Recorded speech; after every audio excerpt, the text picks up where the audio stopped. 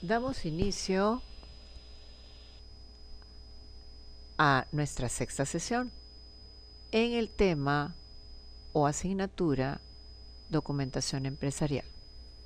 Paul Müller le saluda.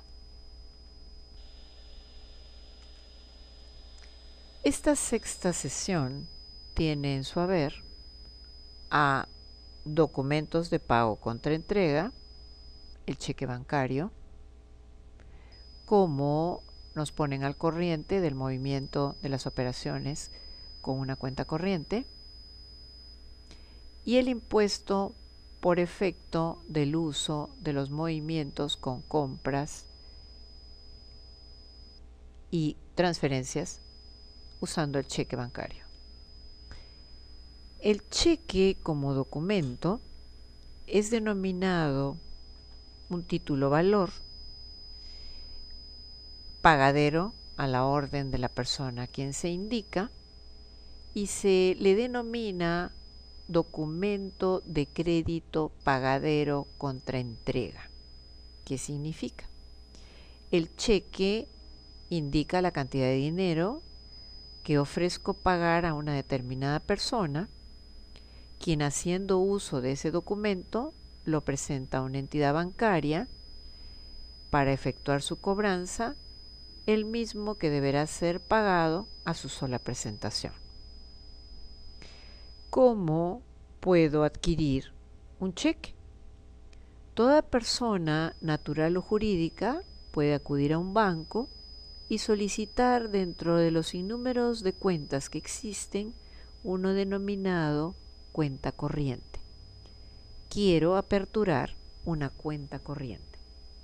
El banco, como en todos los casos, me solicitará los datos y todo lo que originalmente siempre se requiere para estos casos, pero me dirá, bueno, ¿y cuánto va a depositar usted para que esta cantidad de dinero respalde a los cheques que usted emitirá, dado de que en los instantes en que usted no tiene efectivo o no desea pagar con efectivo o no tiene liquidez, saca su chequera y cada cheque bancario está respaldado por el dinero que tiene depositado en el banco.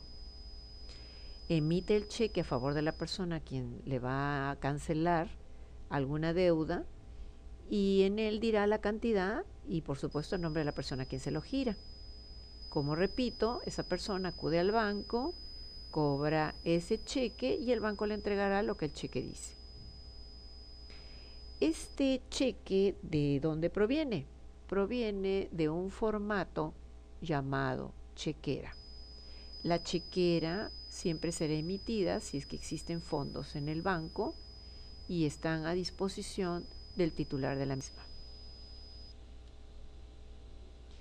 Los requisitos que tiene un cheque como documento de crédito son el número de serie que aparece en el mismo, el orden de pagar una cantidad de dinero que dice ahí, páguese a la orden de, el nombre del banco que es el que gira el cheque, el lugar y fecha en que se girará el cheque y por supuesto la firma de quien emite o hace o extiende el cheque, que se llama girador.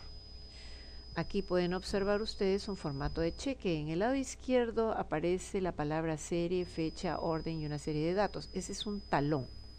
El talón está adherido al cheque que automáticamente se desglosa y queda el talón. El talón sirve para colocar la información y tener conocimiento y dejar claro ante mi recuerdo cuánto tenía de saldo, cuánto es el cheque, de cuánto de dinero es el cheque que estoy girando, cuánto es lo que me va quedando en la cuenta, a quién le he girado el cheque. Definitivamente que cuando entregue el cheque a la persona a quien le pague, la única información que quedará en mi poder será la que está en el talón. Ahora bien, el cheque es desglosable. En su contenido tiene muy pocos renglones que llenar. Simplemente voy a nombrar la persona a quien le pague, la cantidad de soles que tengo que ofrecer, que muy bien pueden ser también en dólares americanos. Nuestros bancos nacionales tienen autorización para emitir cheques o talonarios de cheques en estas dos monedas. Ahora bien, un cheque como tal puede ser de diversas formas. Quiero decir, si por ejemplo dice páguese a la orden del portador, entonces estaría señalando que aquel que porte ese documento, no interesa quién, puede cobrarlo. Si está a nombre de María Benítez, entonces tendrá el nombre de cheque nominativo. Todos los cheques se pagan en el momento en que son presentados. Imagínense que yo he puesto el cheque para pagarse de aquí a 3 días en donde dice Lima. Resulta ser que el portador del cheque, si hoy día es martes y el cheque dice allí que deberá ser pagado el viernes, el día de mañana a primera hora puede ir y cobrarlo y el banco tiene la obligación de pagarlo. ¿Por qué? Porque la fecha futura no interesa al banco. Al banco lo que le interesa es que exista resguardo bancario, que exista el dinero que se va a cobrar en el banco y que si es factible y existe fondos, automáticamente lo cancele. ¿Cómo podría ser para que la persona no pueda cobrar un cheque en cualquier fecha y no en la que yo quiero? Se solicitará al banco un talonario de pagos de cheques que digan diferido. Entonces, antes de la palabra Lima que aparece en este cheque, diría diferido en Lima para. La fecha que yo coloque, que podrá ser pasado mañana, por ejemplo, indicará que el portador de este cheque solamente podrá cobrar el cheque a partir de la fecha que dice allí, no antes. Entonces, si no existen cheques que indiquen que está diferido, el portador del cheque lo puede cobrar en cualquier momento. Preguntas podrían haber, como por ejemplo, ¿cuánto de duración tiene un cheque? 1 año desde la fecha en que aparece en el mismo. Luego del año deja de tener valor y lógicamente el portador del cheque lo que tendría que hacer es acudir a quien le hizo el cheque para que se lo cambie y lo ponga con una nueva fecha, porque de lo contrario el banco no lo pagará. Existe la posibilidad de que yo ponga a nombre de alguien un cheque y no quiero que nadie lo cobre o alguien u otra persona lo cobre que no sea la persona a quien su nombre he puesto en el contenido. A ese cheque se le denomina cheque no negociable. ¿Cómo haría para que esto ocurra? Simplemente con un lapicero en alguna zona del cheque que no invada el contenido, pongo de una manera prudente la palabra no negociable. Automáticamente el banco, a la hora de pagarlo, preguntará y certificará que la persona que lo está cobrando es la que aparece a la orden de. Ninguna otra persona puede cobrar si no es esa persona. Y una última situación. Supongamos que tengo que trasladarme a provincia y lógicamente voy a pagar una cantidad bastante generosa de dinero.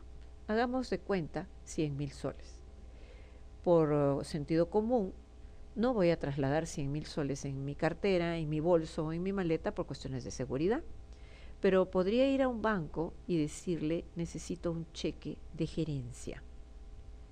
¿Qué haría el banco en esos momentos?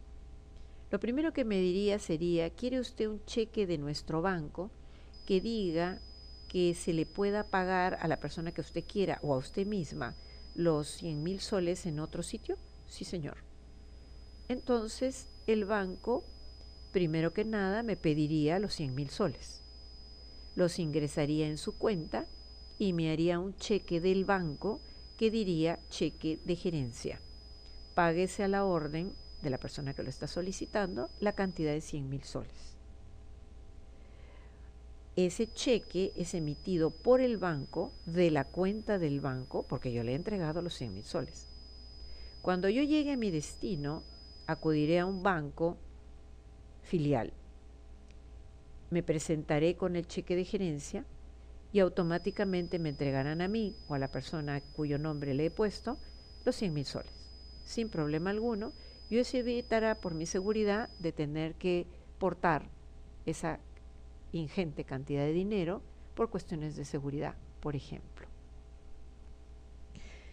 Durante los meses comerciales, que tiene un año, que son 12, el hecho de hacer movimientos de pago con cheques bancarios van a requerir de que el banco me envíe estado de cuenta corriente todo el tiempo. En él siempre se señalará qué movimientos he realizado, los depósitos que he efectuado y todas las operaciones que he realizado en los establecimientos comerciales comprando o vendiendo. En el documento que nos envía el banco se muestran las operaciones que he realizado durante un periodo determinado de tiempo, usualmente es mensual. Este estado de cuenta siempre lo tengo que tener a la mano. Si el Estado, a través, por ejemplo, de SUNAT me hace una auditoría, dentro de uno de sus requisitos va a solicitarme todos los estados de cuenta mensuales del año que me fiscaliza, por ejemplo. Todas las operaciones financieras, llámese el pago de un cheque, la cobranza de un cheque, la entrega del pago a través de la cuenta corriente, deberán tener presente el pago del impuesto a las transacciones financieras, bien llamado ITF. Ahora bien, este impuesto a las transacciones financieras grava todas las operaciones en moneda nacional o extranjera. La acreditación o débito que yo realice va a tener la modalidad del uso de la empresa en el estado financiero para la cobranza de este tributo. Los pagos los realiza la entidad financiera que acepta las operaciones bancarias que haga a través de mi cuenta corriente. Cuando yo adquiera cheques de gerencia, certificados bancarios, cheques de viajero, otros instrumentos financieros, definitivamente me van a cobrar ITF. Cuando yo entregue un dinero a una persona a través de un giro, o la persona que recibe el giro lo cobre, también le van a cobrar el impuesto a las transacciones financieras. Los pagos en un ejercicio gravable de más de 15% de las obligaciones que tiene una persona que realiza rentas de tercera o tiene un negocio sin utilizar dinero en efectivo o medios de pago, también tendrá fuera de este tema relacionado con cheques la cobranza del ITF en razón al 15% de la operación realizada.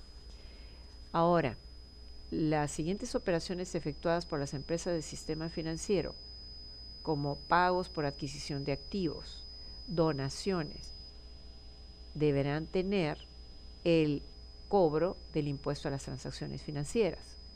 Ahora bien, los pagos que las empresas del sistema financiero efectúen a establecimientos afiliados que tienen el movimiento en tarjetas de crédito o débito o son minoristas, también tendrán la cobranza del ITF por movimiento. Si yo entrego dinero al cliente o al deudor de una empresa a través del sistema financiero o a través de terceros, también se cobrará el ITF. Podrán observar entonces que uno de los documentos de crédito contra entrega tan utilizado en el movimiento comercial es de uso común y necesario y a veces útil, porque en muchas ocasiones no podemos contar con efectivo, se puede pagar en el momento y también en el mejor de los casos puede ser diferido a una fecha determinada para el cumplimiento de nuestras obligaciones. Gracias.